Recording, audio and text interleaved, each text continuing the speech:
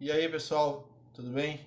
Sou eu de novo, o professor Romiel, e nós iremos dar continuidade ao assunto da última aula. Nós estamos falando sobre o mundo islâmico, beleza? Então, galera do primeiro ano, como vocês já estão acostumados, todo mundo aí preparado com seu livro, com seu material, caderno, borracha, lápis, tudo que for necessário para que a gente possa desenvolver um bom aprendizado. Então, beleza, tudo pronto? Vamos começar então a nossa videoaula que paramos na página 36. Iremos passar para a página 37, mas eu vou fazer um resuminho sobre o assunto que nós estamos tratando. A gente está falando do Islã, né, do mundo islâmico e como essa religião, que também tinha um forte caráter militar e político, mudou o mundo que a gente conhecia e até hoje é uma das maiores religiões do planeta. Então, lá na página 37, a gente vai seguir a leitura. Enquanto isso, eu vou colocar uma imagem ilustrativa aqui para vocês, tá bom?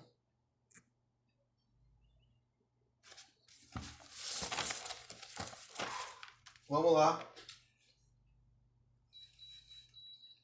Na página 37, vamos depois da imagem de uma moça lendo o Alcorão. Eu já falei para vocês sobre o Alcorão, o livro sagrado do Islã. Falei também já sobre os preceitos do Islã, tanto na nossa última videoaula, quanto na nossa última aula online também eu falei sobre os 5 preceitos do Islã. Então hoje a gente vai dar continuidade. E aí, vamos lá. Vamos falar um pouquinho sobre o Império Islâmico na página 37. Antes do surgimento do islamismo, como foi estudado anteriormente, os árabes viviam divididos em tribos, portanto, sem unidade política. A religião deu-lhes uma nova forma de organização política e social, em que a união se dava tanto em torno de laços familiares como religiosos. Podemos afirmar então que Maomé unificou política e religiosamente os árabes. A religião não criou uma forma de governo para ser seguida por seus fiéis. Entretanto, depois da Hégira, Maomé dirigia sua comunidade como líder político e religioso, isto é, exercia o poder temporal e espiritual. Por isso, após a sua morte, seus seguidores organizaram uma forma de governo que era em grande medida inspirada na conduta do profeta, uma monarquia teocrática. O governo dos árabes foi entregue aos califas, sucessores dos profetas de Alá, detentores de poderes militares, religiosos e políticos. E os primeiros líderes foram escolhidos entre os familiares de Maomé. Dotados de um Estado fortemente centralizado na figura do califa, os árabes deram início a um fulminante movimento de expansão territorial, tido como um dos mais rápidos da história da humanidade. No período que compreende-se entre o ano de 632 e 750, os árabes construíram um império que se estendia dos limites ocidentais da Índia até a Península Ibérica. Bom, Maomé veio a falecer, afinal de contas, apesar de ser um profeta, Maomé era um ser humano e faleceu. Os seus familiares deram continuidade ao seu governo, já que ele era, ao mesmo tempo, um líder religioso, mas também um líder militar. Criou-se então um sistema de califado. Os califas eram líderes militares, políticos e religiosos. Os primeiros califas foram os familiares, os descendentes de Maomé. O Islã rapidamente dominou praticamente todo o Oriente Médio, o norte da África, chegando até a Península Ibérica, onde seriam depois os países, os estados nacionais da Espanha e de Portugal. Vamos continuar lá na página 38.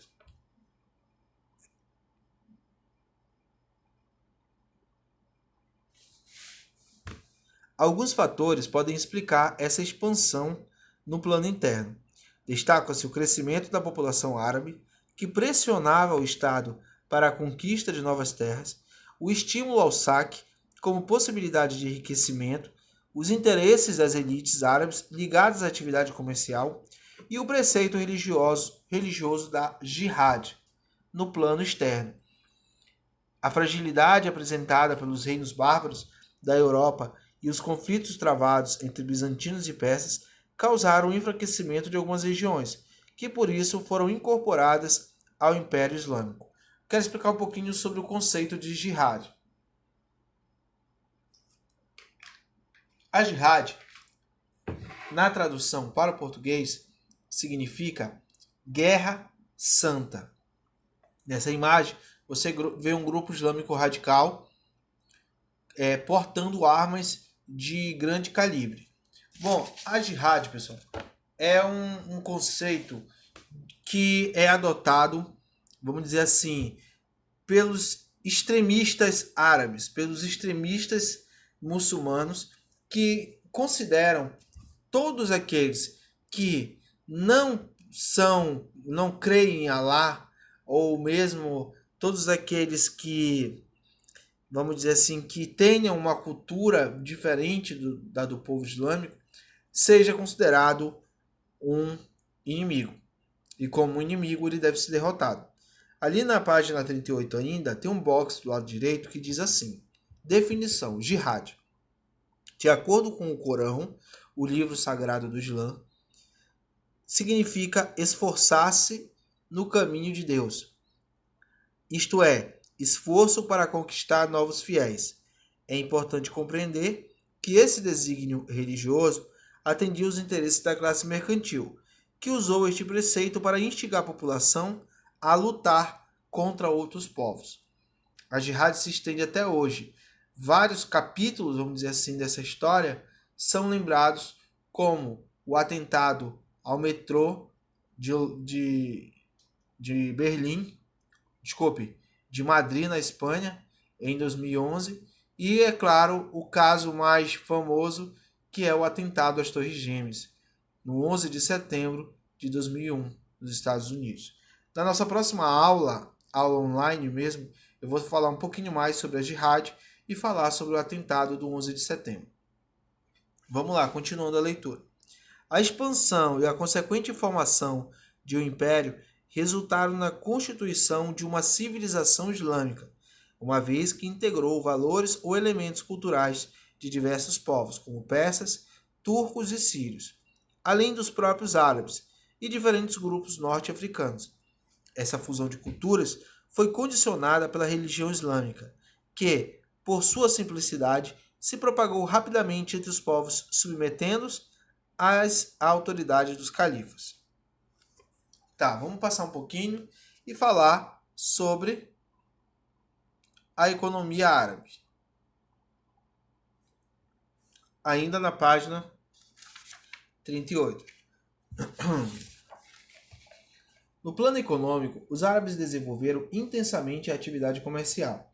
As mais importantes rotas comerciais da Idade Média, que ligavam os centros produtores da Ásia às cidades da orla oriental do Mar Mediterrâneo, eram controladas por mercadores árabes.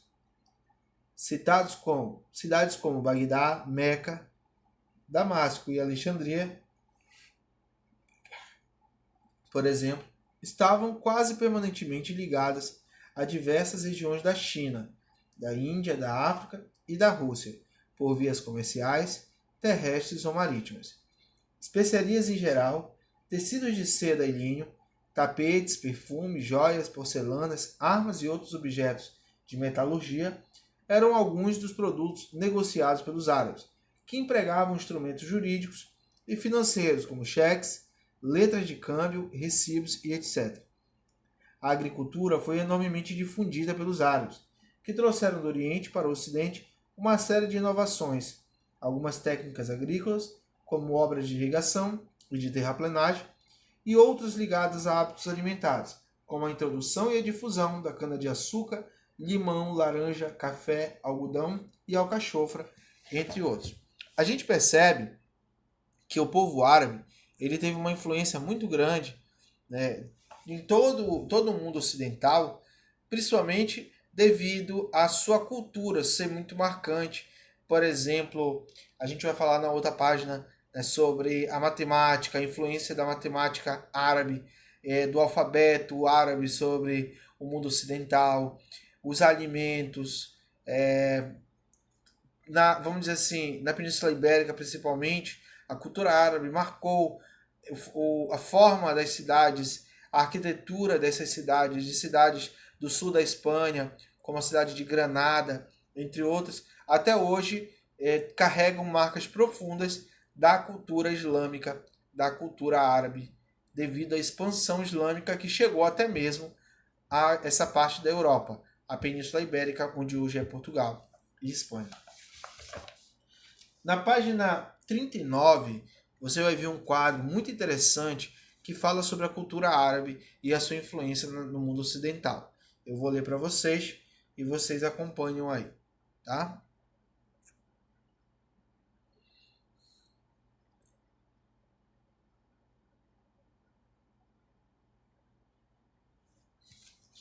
Além de grandes produtores, os árabes foram extraordinários difusores de cultura, inventos e descobertas de povos orientais, como a bússola, a pólvora, o café e o açúcar. Foram trazidos por eles ao Ocidente, tendo por caminho as cidades do vasto império. Os árabes foram grandes incentivadores do conhecimento científico e das artes, desenvolvendo áreas até hoje importantíssimas. E aí a gente tem aqui arquitetura, a astronomia, a literatura, a matemática, a medicina e a química que sofreram grande influência da cultura árabe, por exemplo. Vamos então para a página 40, a última parte do nosso assunto, que é justamente o declínio e queda do Império Islâmico. A decadência do Império Islâmico iniciou-se a partir do fim do século VIII. A complexidade do estudo desse declínio deve-se ao gigantismo do Império. Na verdade, a queda veio em partes. Os mongóis tomaram e destruíram a cidade de Bagdá em 1258. Mas o domínio árabe na Península Ibérica se estendeu até 1492, quando os reis católicos da Espanha tomaram seu último reduto na região, a cidade de Granada. De modo geral, os turcos otomanos, que tomaram Constantinopla em 1453, acabaram herdando o espólio do Império. A decadência do Império esteve associada a questões de ordem política e também religiosa. Durante a dinastia dos Abássidas, por causa da extensão do território e de disputas sucessórias mal resolvidas, o Império começou a se fragmentar em califados, como os de Córdoba, Cairo e Bagdá. Isto enfraqueceu politicamente o Estado, permitindo que povos que viviam nos limites do Império viessem a pressioná-lo. Por outro lado, divisões religiosas contribuíram para minar ainda mais as resistências árabes. As fissuras dentro do islamismo datam de um período imediatamente posterior à morte de Maomé. Na verdade, nunca ficou bem definida qual deveria ser a ordem de sucessão para o governo islâmico. Ademais, sempre existiu outra questão ligada aos escritos da religião. Além do Corão, existe outro livro que contém um conjunto de crenças e obrigações a serem seguidas pelos fiéis, a Sunna, em que estão reunidos ensinamentos, ditos e atos do profeta Maomé, que foram colhidos por seus seguidores. Assim, surgiram dentro do Islã diversas seitas, entre as quais destacam-se os sunitas e a dos xiitas. Os sunitas aceitam a Sunna, além do Corão, como fonte de ensinamento e de fé, e acreditavam que o chefe do Estado Islâmico deve ser alguém de fé e de virtude, mas não infalível. Já os xiitas só aceitam o Corão como fonte sagrada e defendem a ideia de que somente os descendentes ou aparentados de Maomé devem conduzir o Estado. Bom, esse poderoso império chegou ao fim por vários problemas, entre elas o seu tamanho e a pressão exercida por grupos que viviam próximos do Império Islâmico. Além disso, divergências religiosas também enfraqueceram o Império Islâmico, principalmente com a divisão entre sunitas e xiitas. Os sunitas, que além do Corão acreditam na Sunna, e os xiitas, que só creem no Corão como livro sagrado do Islã. Bom, pessoal, vou deixar como missão para vocês resolverem as questões da página 42, 43, 44, 45, 46 e 47. É tudo isso mesmo. Da 42 a 47, eu quero respondido para que a gente possa corrigir aos poucos, né, debatendo e aprofundando ainda mais o nosso assunto. Tá bom? Então, pessoal, fiquem com Deus. Espero que vocês tenham compreendido e a gente se vê na nossa aula online. Grande abraço.